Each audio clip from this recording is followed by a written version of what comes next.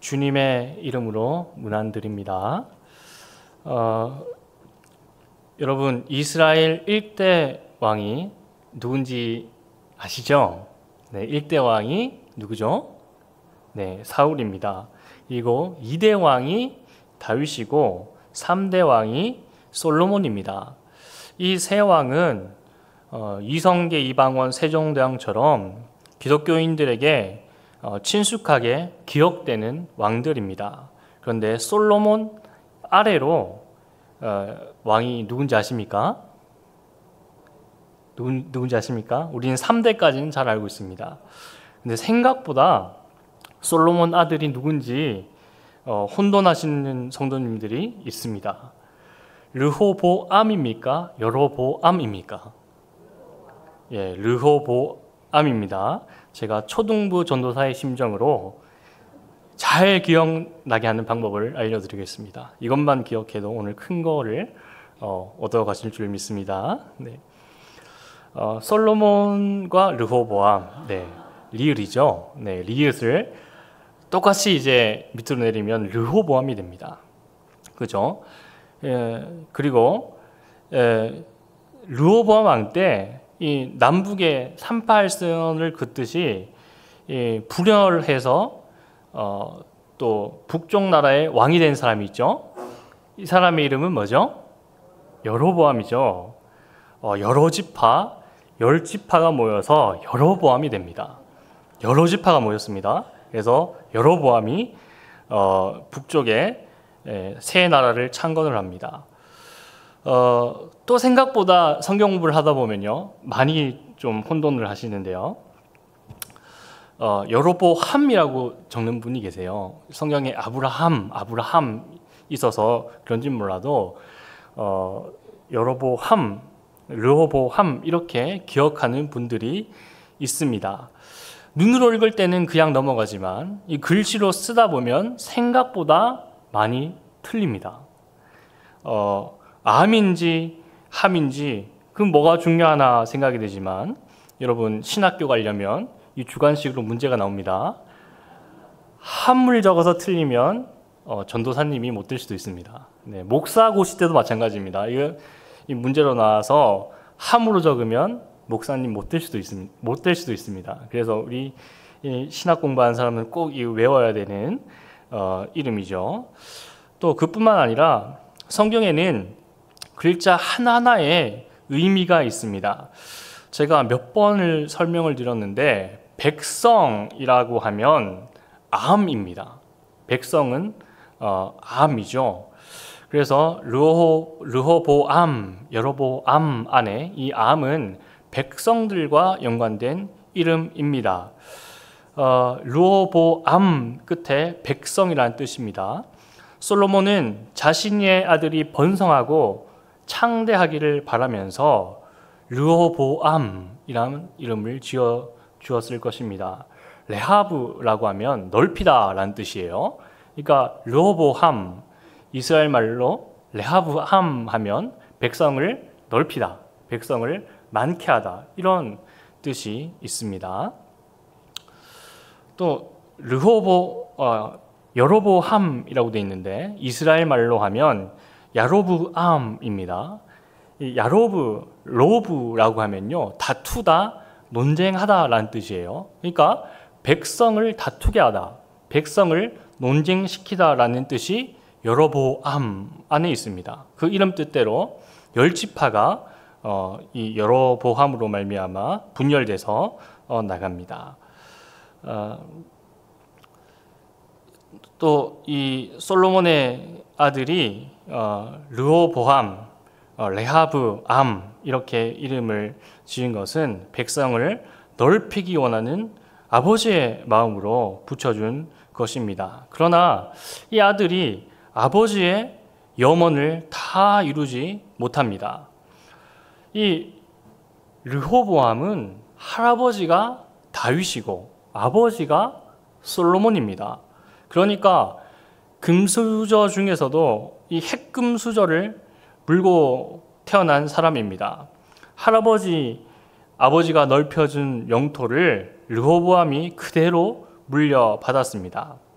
애굽에서 유브라데까지 이스라엘이 확장해 본 영토 중에 가장 큰 영토입니다. 이것을 르호보암이 물려받았습니다. 그런데 후에 그가 남긴 영토는 여기에서 이 50%밖에 남기지 않습니다. 금수저 물고 태어난 르호보암이나 조상들의 얼굴 보기에 부끄러운 성과를 남깁니다. 이름은 넓히다 라는 뜻인데 실제로는 좁혀 버렸습니다. 고려초 태조 왕건은 29명의 부인이 있었습니다. 지방 호족들과 정략 결혼을 해서 새로운 국가의 안정을 도모했습니다. 이 동맹 강화라는 장점이 있었지만 반대로 처가의 입김이 왕궁에 세게 불어왔습니다. 반면 조선 초기에는 왕들의 처갓집은 이 풍비박산이 났습니다. 처참하리만큼 조선 초기에 왕의 처가 식구들을 사지로 몰아버립니다. 왕권을 강화하고 처가의 세도 정치를 막기 위함입니다. 고려 초에 있었던 일과는 정반대의 길을 조선 초에 걸어갑니다. 그렇다면 솔로몬은 고려 초와 같은 길을 걸었을까요? 아니면 조선 초기와 같은 길을 걸었을까요? 솔로몬은 고려 초기와 같은 길을 걸었습니다. 왕은 솔로몬입니다. 후궁이 700명이요 첩이 300명이라. 그의 여인들이 왕의 마음을 돌아서게 하였더라. 후궁과 첩이 1000명입니다. 솔로몬은 이 백제의 의자왕과는 비교도 안 되는 후궁과 첩을 거느립니다. 이 후궁과 첩이 1000명이나 되다 보니까 계속해서 이 궁궐을 건축할 수밖에 없었습니다. 솔로몬이 죽고 나서 41살에 르호보암이 왕위에 오릅니다. 7살에 왕에 오른 이스라엘 왕도 있는데 비교적 늦은 나이에 르호보암이 왕위에 오릅니다. 아버지 때 시작된 건축으로 백성들이 무리한 노역을 감당했습니다. 새로운 왕이 등장합니다. 이름이 백성을 넓히다 라는 뜻을 가진 왕입니다. 새로운 왕을 보며 백성들이 기대를 합니다. 희망을 품습니다. 이제 이 힘든 노역을 그만두어도 되겠지라고 생각하고 백성들이 르호보암에게 말합니다. 이제 좀 이 노역을 그치게 해주십시오. 새로운 왕에게 청하니 르호보암이 이렇게 대답을 합니다.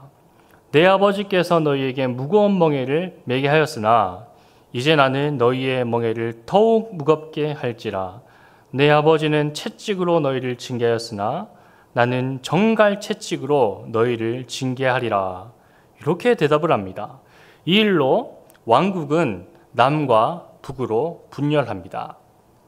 솔로몬의 건축 사업은 적으로부터 방어하는 만리장성을 쌓는 그런 방어성을 쌓는 공사가 아니었습니다. 자신의 후궁과 첩을 위한 건축이었을 것이라 보여집니다. 이것을 계기로 열지파가 반란을 일으킵니다. 솔로몬은 지혜의 왕이라 알려져 있습니다. 평생 선하고 하나님을 잘 섬길 것 같지만 그의 통치 후반에는 죄의 길을 걸어갑니다. 이방 여인들과 정략 결혼을 통해 수많은 이방 신들이 이스라엘로 들어옵니다. 그리고 후계자로 세운 사람이 르호보암입니다.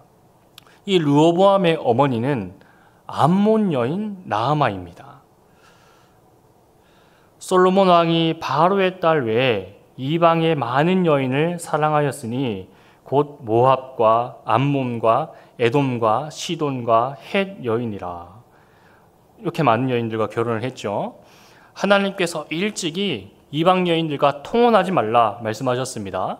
그 이유는 그들의 신이 이스라엘로 들어오기 때문입니다. 우상 숭배를 할까봐 이방 여인들과 결혼하지 말라 말씀하셨는데 솔로몬은 그 말씀을 어깁니다.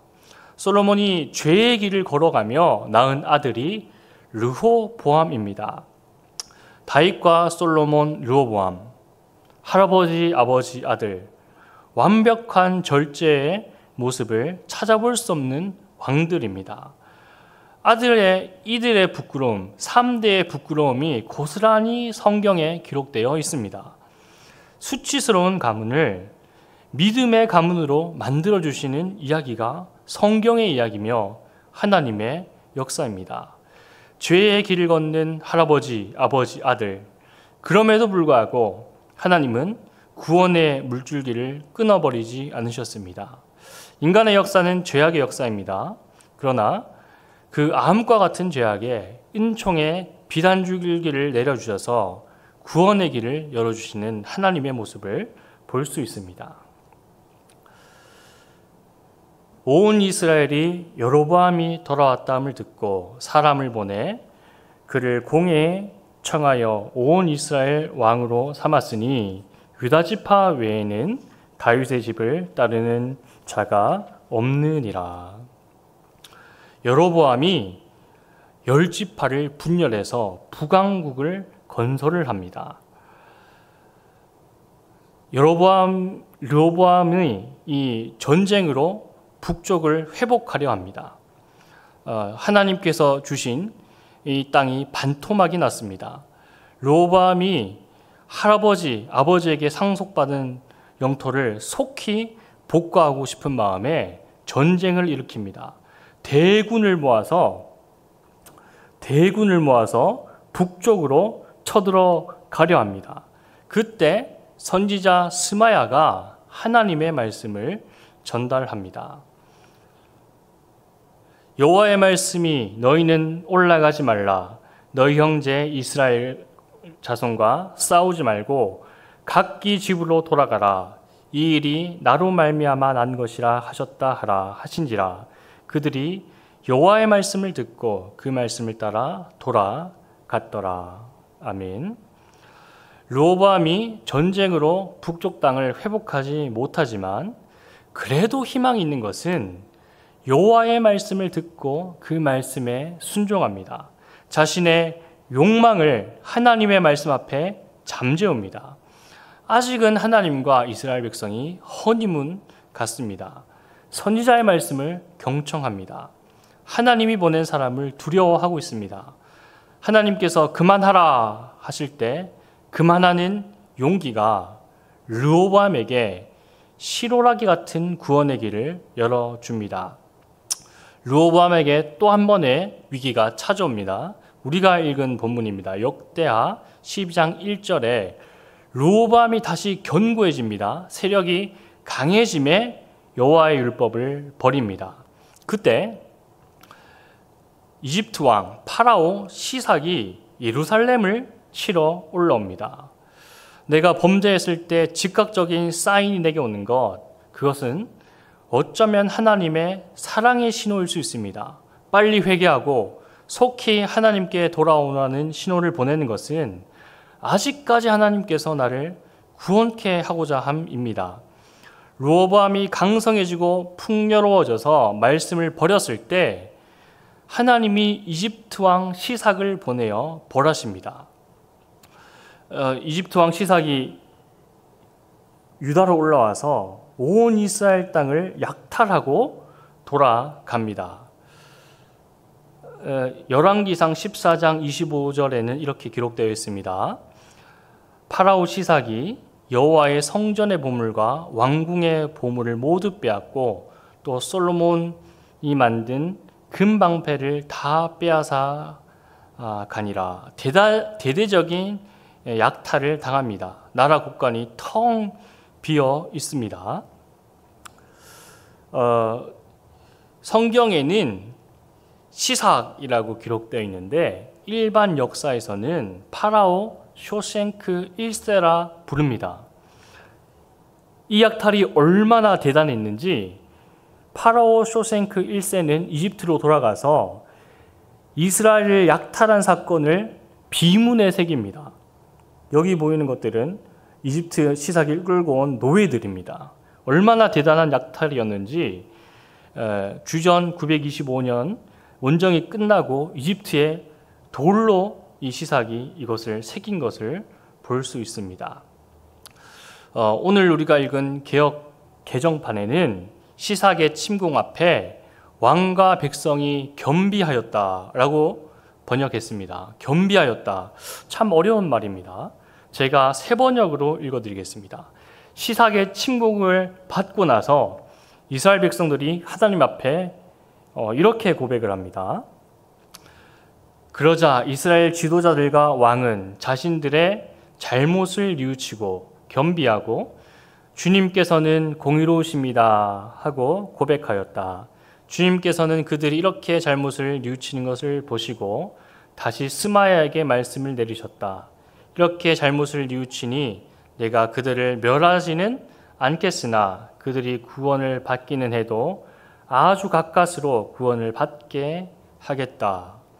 자신의 잘못을 뉘우쳤다. 겸비했다 라고 성경은 기록합니다. 뉘우칠 때 하나님께서 구원의 길을 열어주셨습니다. 죄악의 길을 걷습니다. 그래도 스마야 선지자를 통해 하시는 하나님의 말씀을 듣습니다. 하나님이 보내신 사람의 말을 듣고 뉘우칩니다. 회개할 줄 압니다.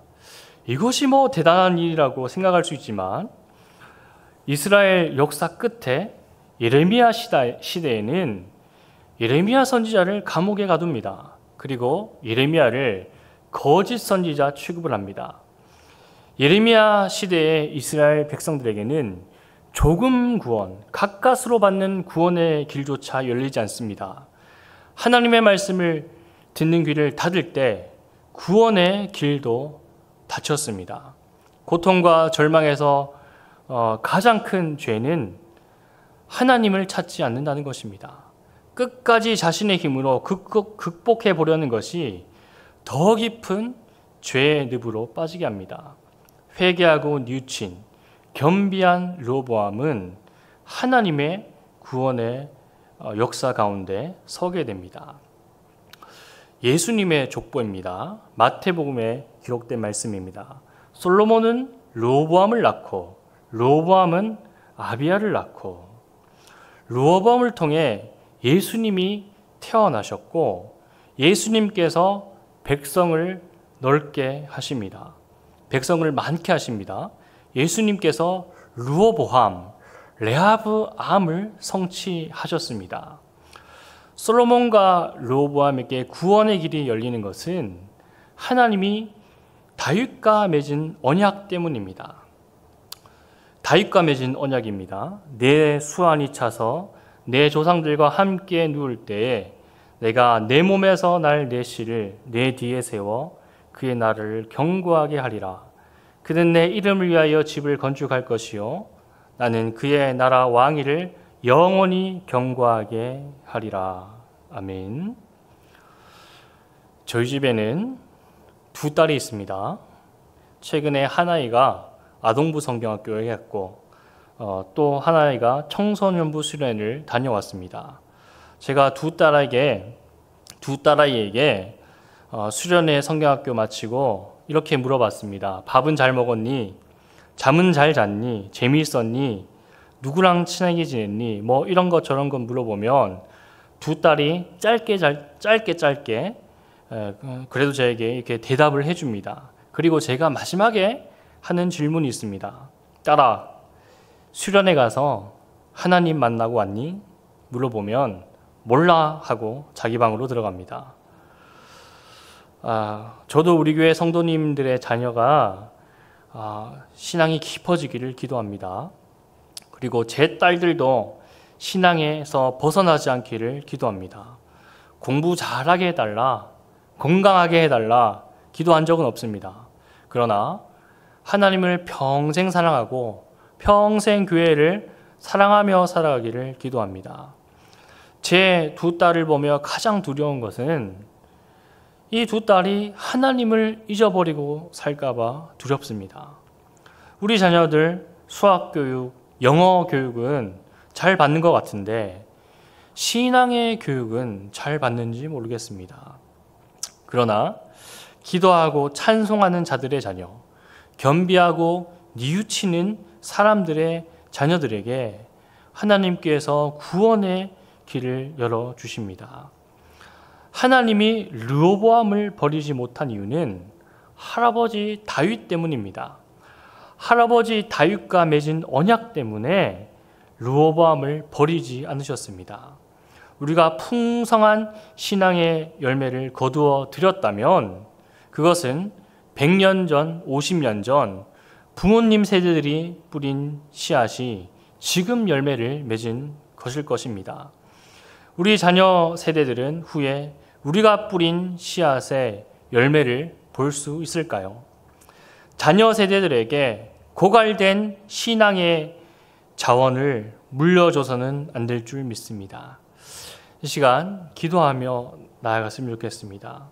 고통과 절망의 길을 걸을지라도 겸비하며 뉘우쳐 하나님께로 돌아올 수 있는 믿음의 성도의 자녀와 가정이 될 수 있기를 시간 다 함께 찬양하며 기도하며 나아갔으면 좋겠습니다. 하나님의 백성이 다 겸비하여 뉘우치며 주님께 기도하면 하나님께서 하늘에서 들으시고 응답하여 주실 줄 믿습니다.